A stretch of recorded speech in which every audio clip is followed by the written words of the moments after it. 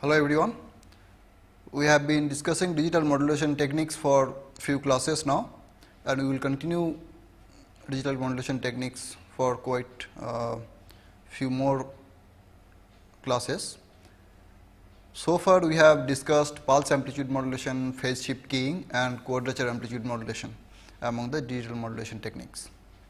We have also discussed matched filter receiver for pulse amplitude modulated signals, and we have seen that matched filter receiver is optimum in the sense that it maximizes the SNR. We have also seen what is the criteria for having 0 ISI. So, that criteria is called the Nyquist criteria. So, Nyquist pulse Nyquist pulse shaping can be used to have 0 ISI, and in that context we have also seen a very popular class of pulses known as raised cosine pulse. In the last class we have deviated from the modulation techniques to discuss some elementary facts from linear algebra, because those will be useful in the later classes. And in this class we will start with the remaining part of linear algebra that we will need later, and then if time permits we will go to other modulation techniques. So, in the last class we have seen what is a field. It has like a set of real numbers, set of complex numbers. They are fields. They have two operations, one is addition and another is multiplication. Under addition and multiplication, the set satisfies certain properties, like every non-zero number has an inverse. So, you can divide any number by any non-zero number, and there are other usual properties you know of. We will not discuss those in detail, but we know the properties of real numbers and complex numbers. So, such sets are called fields. Now, we have then discussed what is a vector space. It again a vector space over a field, like over a real set of real numbers over the set of complex numbers, is defined again to have certain properties with respect to one operation addition and another operation scalar multiplication. Addition is between two vectors, scalar multiplication is operation between one element from the field called a scalar and a vector from the vector space. And again those two operations satisfy the usual rules we all know of, like scalar multiplication is distributive over vector addition and so on. Then we have discussed linearly independent vectors. We have discussed what is a generating set of vectors of a vector space. Then we have also discussed what is a basis of a vector space. We have said that linearly a set of vectors will be called linearly independent if no vector out of those can be expressed as a linear combination of the other vectors in that set. So, that set in a sense you cannot really exclude any element, so that element is kind of redundant there. So, that is not possible for linearly independent vectors. So, no vector can be expressed in terms of the other vectors. Now, what is a generating set of a vector space? A generating set is a set of vectors from which you can get all the other vectors by linear combination. So, for example, if you have two vectors and you can get all the other vectors by taking linear combination of these two vectors, then those two vectors will be called a generating set of vectors. And there are different ways of saying the same fact.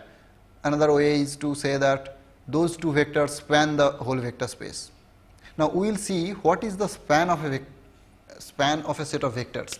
So, if we have a set of vectors v1, v2 till vn, they are all from the vector space V, then span of this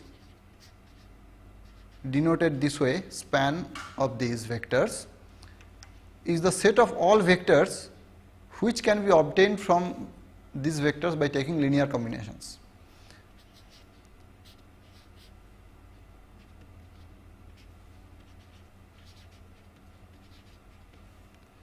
So these are scalars from the field. So where AI are from the field F. So you can see here that there is no, it doesn't make sense to talk about a vector space without having a field in mind. So a vector space is always over a field. So then span of a set of vectors is nothing but the set of vectors which are obtained by taking linear combinations of these vectors.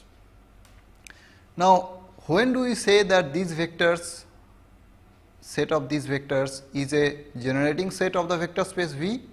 When this span is the whole space V.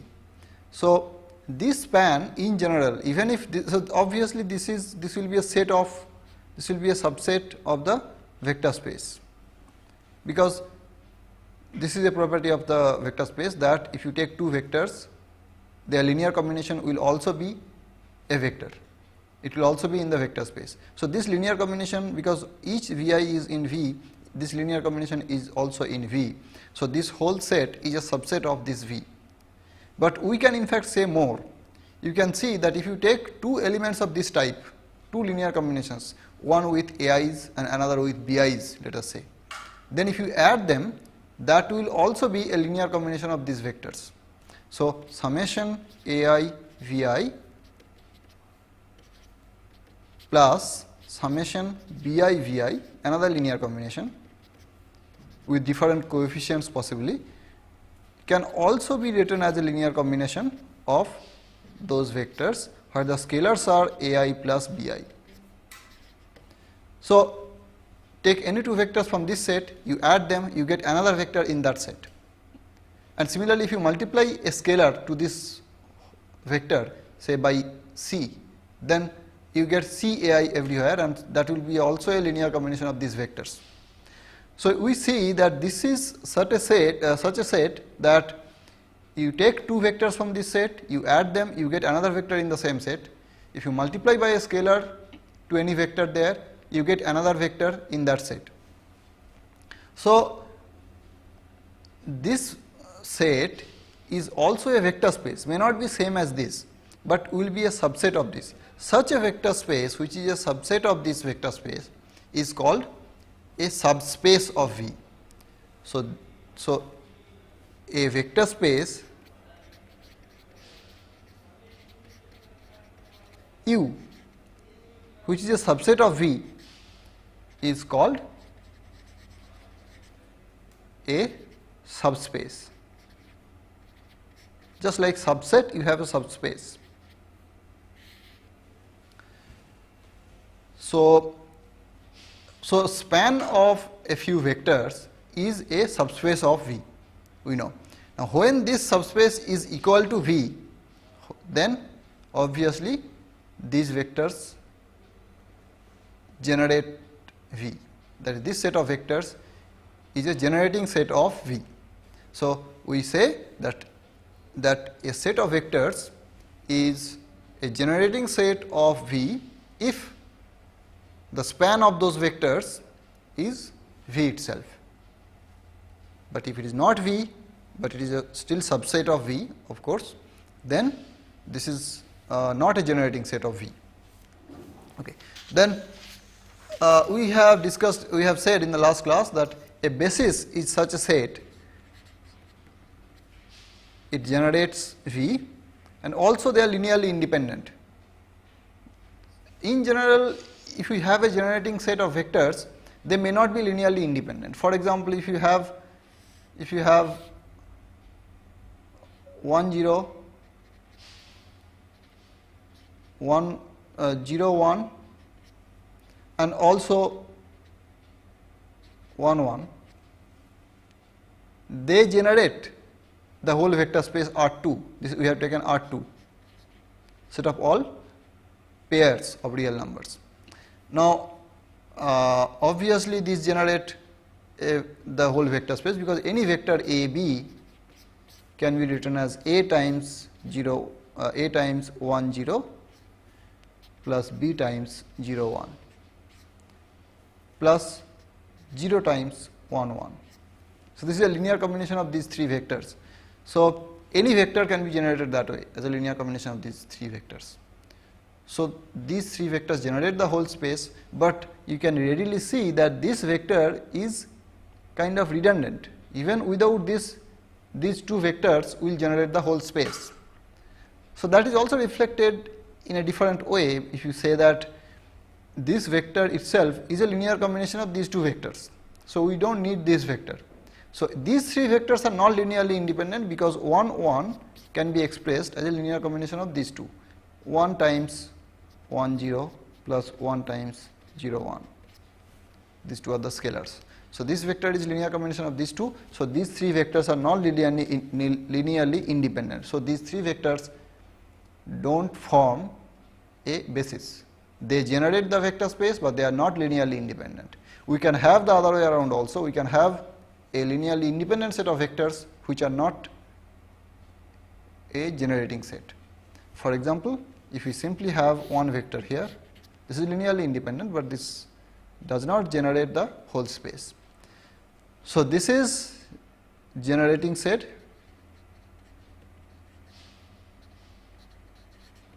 this is linearly independent, none of them is a basis, whereas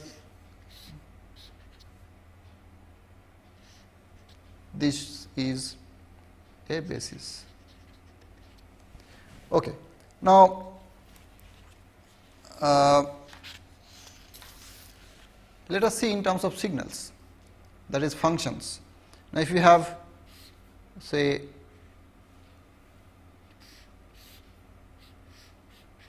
this function, these two functions,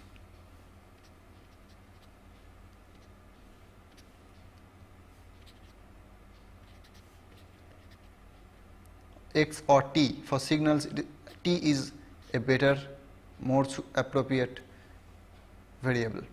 So, these two functions are linearly independent. You cannot get one function by taking linear combination, linear scaling of the other.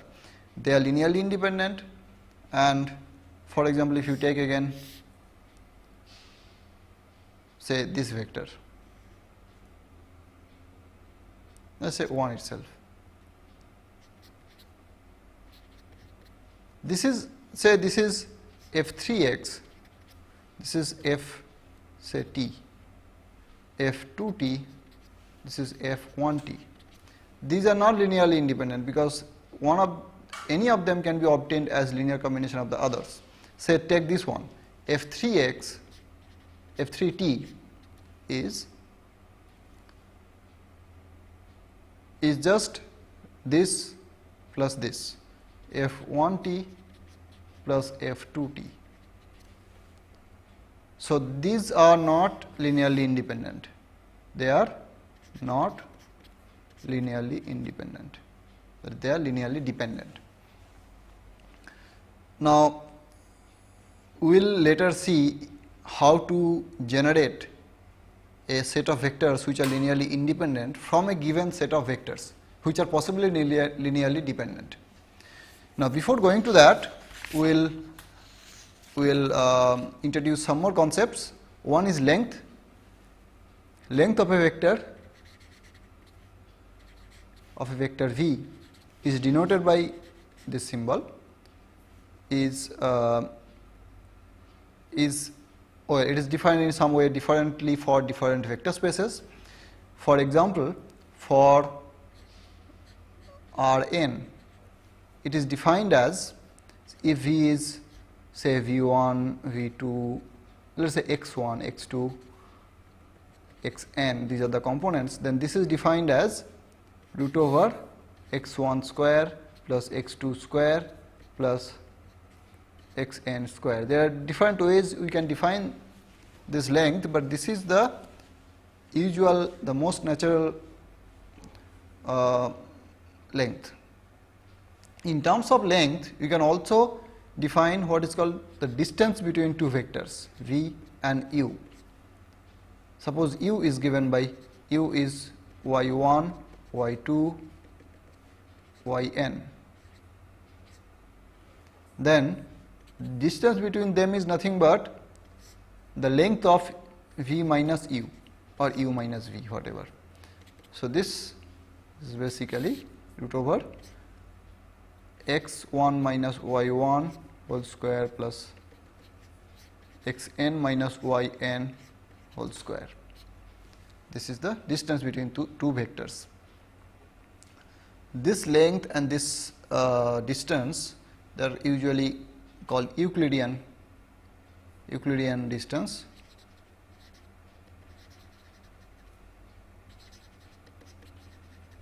Because there are other ways of defining distance. This is the most natural distance. You can measure this distance with using a scale between this point and say this point. Simply you measure by scale. That is the Euclidean distance between two vectors. Now our vector space may not be Rn type of vector space, but our vector space may contain functions, that is signals. So how do we define distance between two signals and length of a particular signal? So for that we have to define distance and length in the vector space of functions, real functions and complex functions. So that is defined in the following way. Suppose we consider the complex functions. Real functions will be a special case of that. Suppose we have f, a function of complex function of real numbers. The set of such functions is denoted this way. That is, a set of functions, complex functions of real variable. So let f be such a function, then length or norm of f is defined as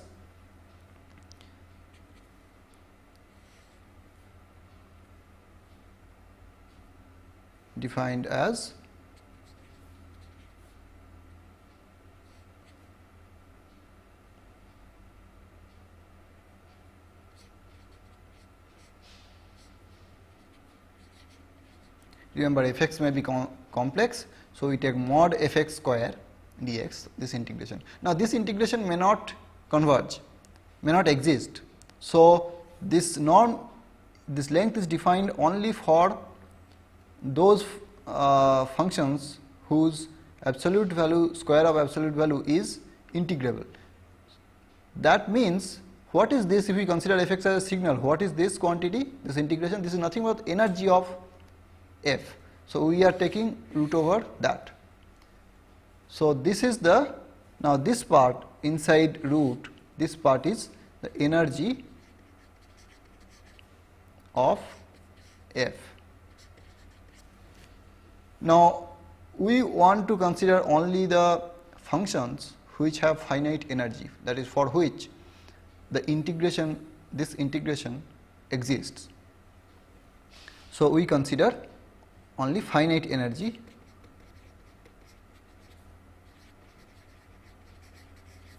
signals or functions. We can see, it can be proved that if we take only the finite energy signals from all these functions, all these signals, they will form a subspace of this space. There are functions which are not finite energy. For example, the constant function 1 is not finite energy, but if you consider only the finite energy signals, they will form a subspace, meaning by they themselves will be a vector space. So if you add two finite energy signals, you will get another finite energy signal. That can be proved very easily.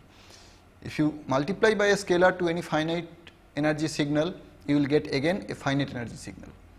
So finite energy signals form a subspace of this all possible signals, and we will be considering only finite energy signals, because what we are going to transmit in each interval and what we are going to receive in each interval are finite energy.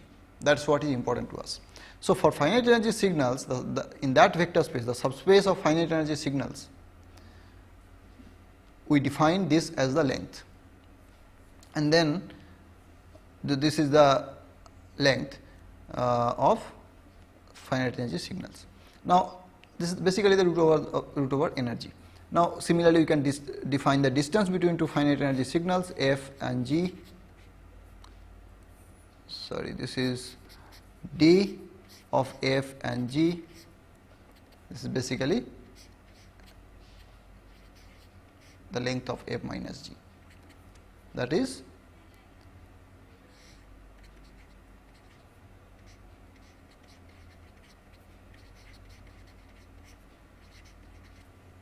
this.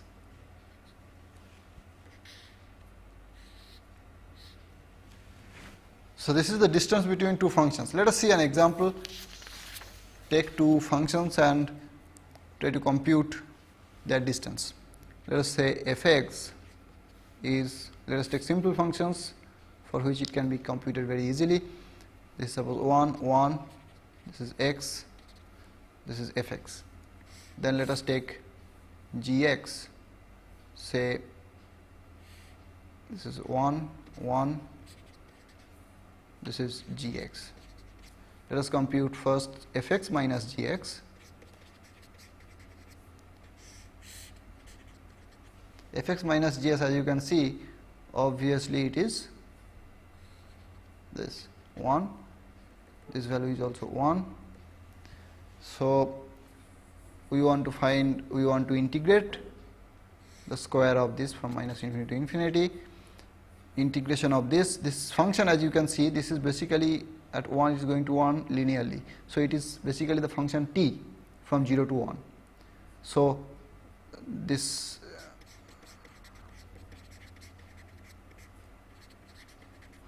is 0 to 1 t square d, sorry, this is x square dx. So, we have x cube by 3, so 1 by 3. Then we have to take root of that, and that is the distance. So, we have the distance between f(x) and gx is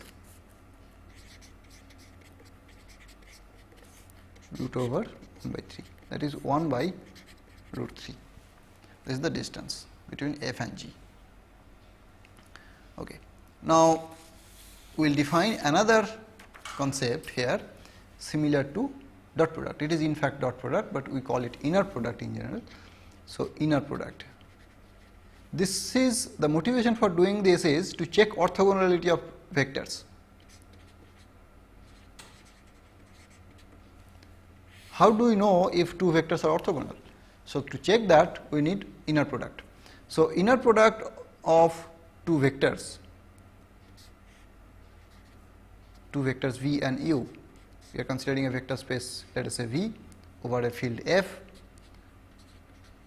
and two vectors v and u. The inner product of two vectors is defined in a certain way. We will not go into the definition, but it is defined in such a way that it satisfies again certain properties.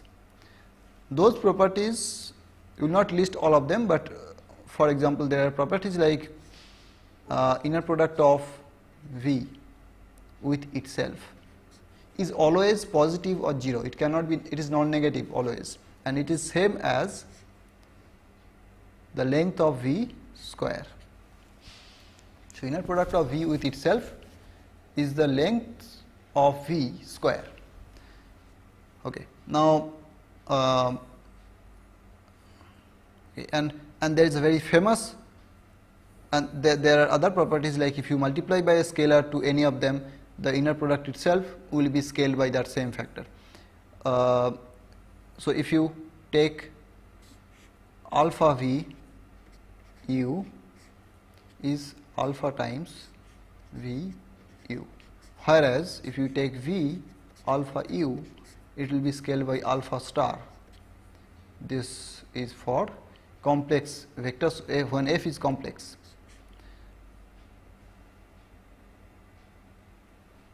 So, alpha star v u.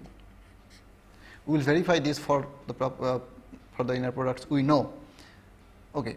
So, these are certain properties inner product should satisfy, and let us see some examples now. Take first Rn, the vector space Rn, set of all n tuples of real numbers, or we can take Cn. So, for Rn, if you have two vectors v say x1, x2, xn and u y1, y2, yn, then inner product of v and u is basically the what we call the dot product, that is summation I equal to 1 to n xi yi. Now obviously you can see that if you take inner product of v with itself, you will get xi square here. So you get the root over of that is the length of v. So we get square of the length when we take inner product of v with itself. Now let us take, for the next step, let us take Cn. Inner product here is defined in the following way. Again v is x1, x2 to xn, u is y1, y2 to yn. Then inner product of v and u is defined as I equal to 1 to n, same as the real vector space, but only difference is yi star. You take the conjugate of the second component instead of taking it as it is. So this is the inner product for Cn, and for Cn, and here also you can see if you take v here in place of u, you get xi star. Xi times xi star is nothing but mod xi square. Xi times xi star is mod xi square. So summation of that, root over summation of that is the, so if you take v is you get mod xi square, and that is the length of v square, because this is root over of this is defined as the length of v. So we have seen some particular examples which we are already familiar with of about inner product. Now we will see some other examples which are especially important for us, that is signals, in terms of signals. Now how do we define the inner product of two signals, that is two functions? Let us say we have two complex functions f and g, two complex functions, that is they are in C power r. Then what is the inner product between them? Inner product is defined as f g is minus infinity to infinity, and we will always take only finite energy signals. Then this inner product will also be defined, will exist. So f of x g star of x dx, this is the inner product. Now what if we take inner product of f with itself? We get minus infinity to infinity fx f star x, which is if you do multiplication you get mod fx star square dx. Now root over this is basically the length of f, that is how we define the length of the signal f. So root over of this. So this is length of f square. Again, as we had here, we also have here that inner product of f with itself is the square of the length of f. Okay. So now let us compute this inner product for some functions.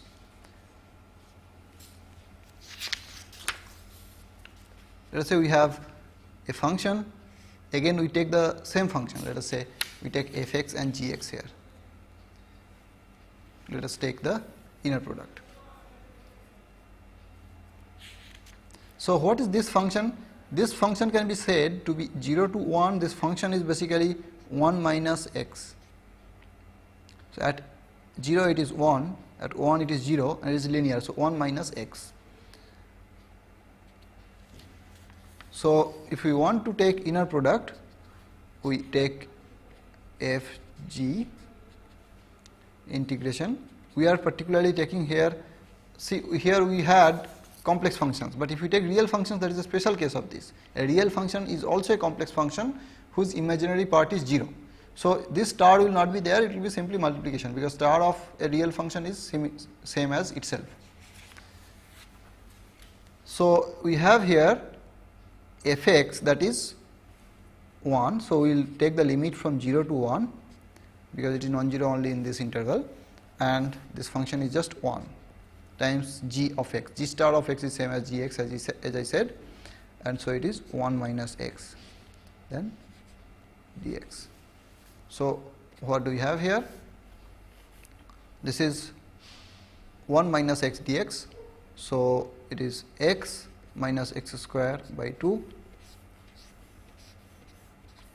At 0 it is 0, at 1 it is 1 minus half, that is half.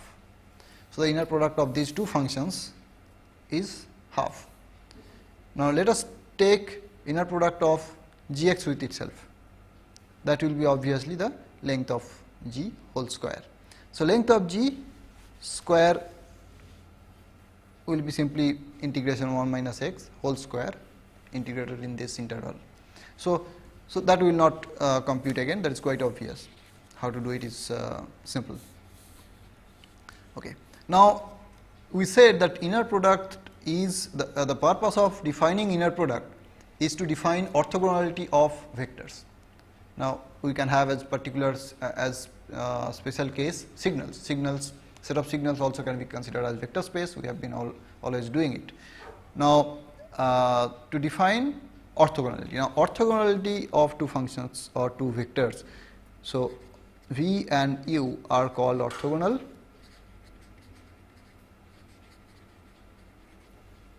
if inner product of v and u is 0. This is a definition. This is quite clear, and we know this for a particular, for the special case of Cn or Rn. We know that to check if two vectors are orthogonal, we have to compute the inner product, and if the inner product is 0, the vectors are orthogonal. Here we define this in this way, so that this can also be done for signals. We can check if two signals are orthogonal by simply taking the inner product and seeing if it is 0. Okay. Now if a vector has length 1, then we say that v has unit length or norm. So if we have a set of vectors v1, v2, vi are orthogonal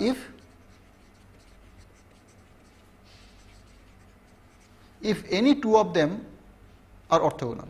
You choose, so v1 is orthogonal with all of them, v2 is orthogonal with all of them, all other vectors, then they are orthogonal.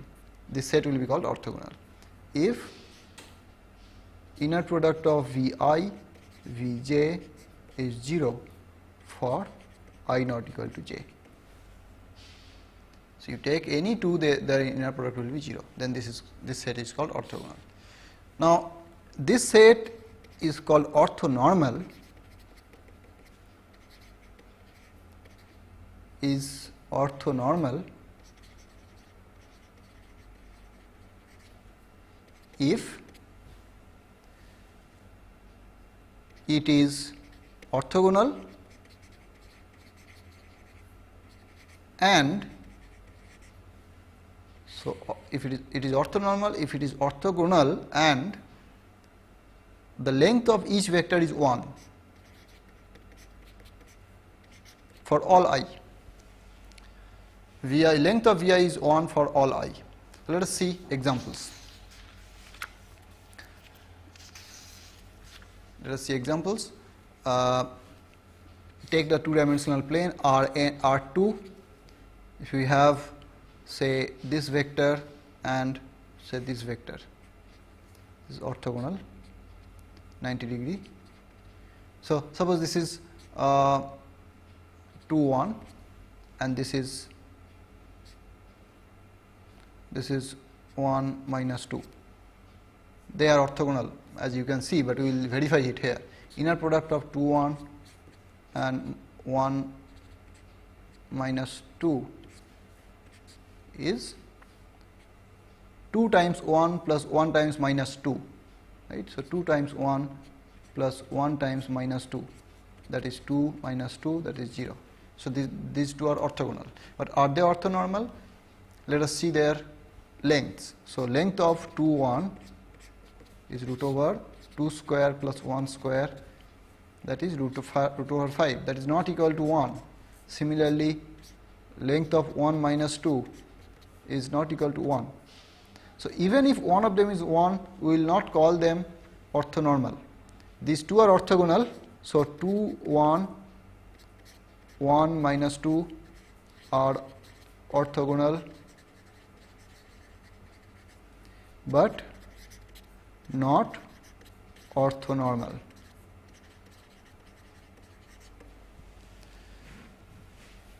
Okay. But if we scale them down, if we bring it down, its length is root 5. If you divide it by root 5, its length will be 1. And if you divide this also by its length, that is root 5, it will become unit length. Then those two vectors will be orthonormal. Let us see that. So suppose we have this, we want to scale them, take these two vectors. Now 1 by root 5 2 1 and 1 by root 5 1 minus 2. Then what is the inner product of them? This will be still 0, but what is the length of 1 by root 5 2 1? It is root over 2 by root 5 whole square plus 1 by root 5 whole square, because its components are 2 by root 5 and 1 by root 5. Then this is 4 by 5 plus 1 by 5, that is root 5 by 5, that is 1. Similarly, length of this also will be 1. So we have seen that if we have two orthogonal vectors, we can scale them appropriately so that they are orthonormal vectors. So from a set of orthogonal vectors, we can get a set of orthonormal vectors by simply scaling each vector to bring it to unit length. Okay. Now similarly, let us do one example for functions now.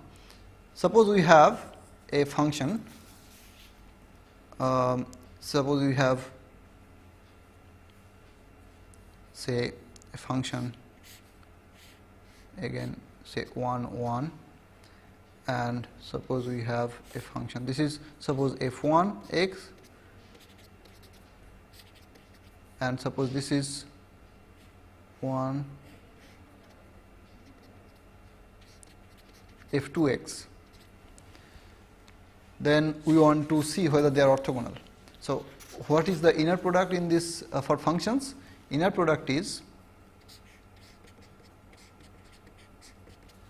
integration minus infinity to infinity f1 x f2 star x, but it is real function, so it is same as f2 x.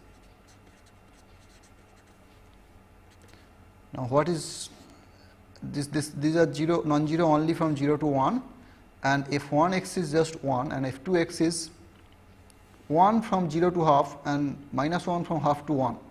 So we have to divide it into two parts, 0 to half it is 1, and then half to 1, this function is still 1, but this function is minus 1. So 1 times minus 1 dx. So this will be half, this will be minus half, so this will be 0. So these two functions are orthogonal. These two functions are orthogonal, and let us see what their lengths are. So length of this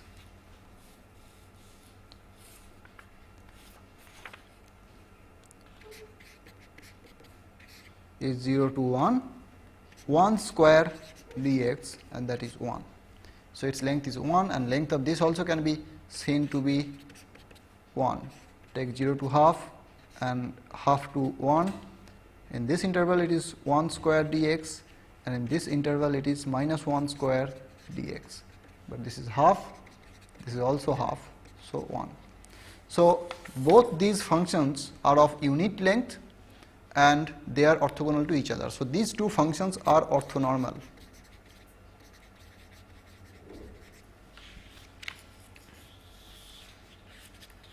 Okay. Now we have now seen how to check if a given set of vectors is orthogonal. If a given set of vectors is orthonormal, we have seen how to check that.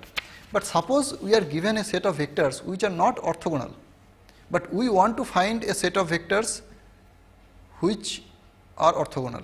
But it will also, we want the vectors in such a way that the original vectors can be obtained as linear combination of the derived vectors. For example, we know that for R2, we can take these two as a basis, so that all the other vectors can be obtained as linear combination of these two vectors, and these two vectors are orthonormal. Suppose we are given these vectors, say maybe more. We want to find out two vectors such that these vectors can be two vectors which are orthonormal. We want two vectors which are orthonormal such that these given vectors can be obtained as linear combination of those two vectors. That can be said in a different way also. It can be said that if we are given these v1, v2, all these vectors, then if we take the span, that is a vector subspace, that is a vector, in this case it is the whole R2. If you take v1, v2, vn, these given vectors, the span of that is the subspace generated by these. We want an orthonormal basis of this vector space, this subspace. For example, here this is an orthonormal basis. These two form a basis because these two are linearly independent, and any vector here can be obtained as linear combination of these two. So it can be also proved that if a set of vectors is orthogonal, then they are linearly independent also. That can be proved very easily, but we will not go into that now. So we want to find a basis of this which is orthonormal. How do we find that? So we want to find few vectors which are orthonormal to each other and unit length each, and also these vectors can be obtained as linear combination of those vectors. So to do that, we can do in the following way. Suppose you are given those vectors v1, v2. So we will say v0, it starts from v0 and then it goes to vn minus 1. So how do we do it? We will compute these vectors, say phi 0. Phi 0, first we are taking v0, but we do not want its length to be not equal to 1. So we want the length to be equal to 1. So we will divide v0 by its length. Then this vector is basically a scaling of this. We are dividing by this length, so that the length of phi 0 will be length of this vector by this scalar, which will be 1. So we will take this vector, then we will take, now we have another vector v1. Now v1, if it is orthogonal to phi 0, it is fine, we can just scale it down. But if it may not be orthogonal, then what do we do?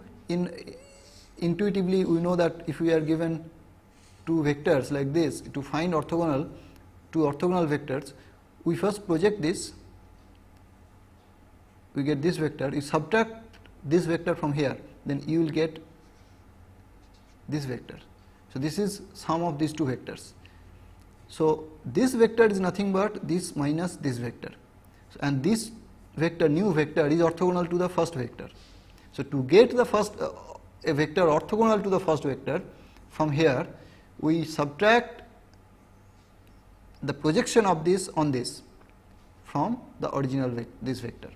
So this is phi 1, we want to subtract from this vector, that is v1, the new vector, this is, say this is phi 0, this is v1. We first project on phi 0, and that projection is the inner product of v1 phi 0 times phi 0. It is the vector phi 0 times the inner product of these two. That is the way to, this is the projection of v1 on phi 0. So we subtract that, this vector will be orthogonal to phi 0 itself. That can be checked very easily, and we will see later. then here we want this vector to have unit length. Not only that, we want this to be orthogonal to phi naught, we also want this to have unit length. So, if its length is different from 1, we want to divide by that length.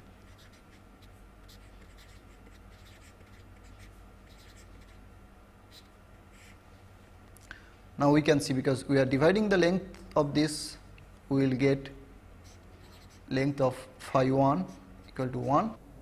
And now, we can check that these two vectors phi 1 and phi naught that we have got are orthogonal to each other. So, let us take their inner product and see. The inner product of phi 1 with phi naught. So, we can replace this phi 1 by this expression. So, this scalar will come out 1 by this quantity, and then the inner product of this with phi naught we have to take. That means, inner product of V 1 with phi naught minus the scalar times inner product of phi naught with itself, that is 1, because as phi naught is constructed, it is a unit norm vector, and these two quantities are same. So, we have 0 here. So, these two inner product of these two vectors is 0, and that means that phi 1 and phi naught are orthogonal to each other. But already we have taken phi naught to be V naught by mod V naught, the length of V naught. So, that is, this is a unit norm vector and this is also a unit norm vector, and they are orthogonal to each other. So, that means they are orthonormal to each other. From here we can see that V naught is a scalar multiple of phi naught, and from here we can see that this V 1 is a scalar multiple of phi 1 plus a scalar multiple of phi naught. That is, V 1 is a linear combination of phi naught and phi 1, and V naught is simply a scalar multiple of phi naught. So, both V naught and V 1 are linear combinations of phi naught and phi 1. So, we have got phi naught and phi 1 as an orthonormal basis of the span of V 1 and V naught. Now, we have two vectors phi naught and phi 1. We want to get an orthogonal vector to them from V 2. So, how do we get? Now, phi 2 will take V 2 minus its projection on phi naught and phi 1. So, we will take phi naught V 2 phi naught minus phi naught V phi 1 V 2 phi 1. So, this is the projection on phi naught, this is the projection on phi 1. We have subtracted both of them from V naught V 2. So, this vector will be orthogonal to phi naught and phi 1. Now, to make it unit length, we take the norm of the whole thing, the length of the whole vector here, and divide by that. Then we will get a unit length vector phi 2, which is orthogonal to phi naught and phi 1, and obviously V 2 can be expressed as a linear combination of phi 2, phi naught and phi 1, because multiply by this here and then this you bring on the other side, you get V 2 as a linear combination of phi naught, phi 1 and phi 2. So, we keep doing that. This may be 0 of course. So, we will keep doing that, and then when we have finished, we will get phi n minus 1 equal to at the end. So, V n minus 1 minus summation phi I. So, I equal to 0 to n minus 2 phi I V I phi I by this. So, this will be the last. So, this way we will get some vectors, but some of them may be 0 also. So, we will not take them, we will exclude them, and then we will get some phi naught, phi 1, we will take only the non-zero of them. Then we will have this as the an orthonormal vector, set of orthonormal vectors, such that all the vectors, all the original vectors, these vectors can be expressed as a linear combination of these vectors, because as we have seen, V0 is a linear combination of phi 0 itself, V1 is a linear combination of phi 0 and phi 1, V2 is a linear combination of phi 0, phi 1, phi 2 and so on. Vn minus 1 is a linear combination of all the phi's. So, we have got a set of vectors which is orthonormal, and also it is a basis, because orthonormal, a set of orthonormal vectors can be proved to be linearly independent. So, these vectors are linearly independent, and all the original vectors can be expressed as a linear combination of these vectors. So, as a result, any vector which is in the span of the original vectors can be expressed as a linear combination of these vectors. So, we can say that this set of vectors is an orthonormal basis of the span of these vectors, meaning by, so we will just summarize that. It means this set of vectors, this is an orthonormal basis of span of V1, V0, V1, Vn minus 1.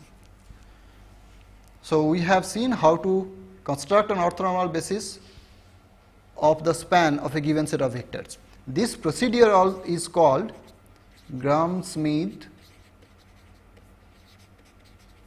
orthogonalization.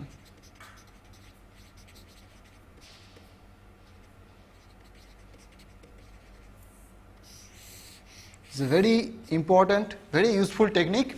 This gives a way of finding an orthonormal basis of the span of a few vectors given. So, if you are given a few vectors, we want to have a set of orthonormal vectors such that all these vectors can be written as linear combination of these orthonormal vectors, and these orthonormal vectors themselves are in the vector space spanned by them. That is, they also can be written as a linear combination of these, but they are special because they are orthonormal.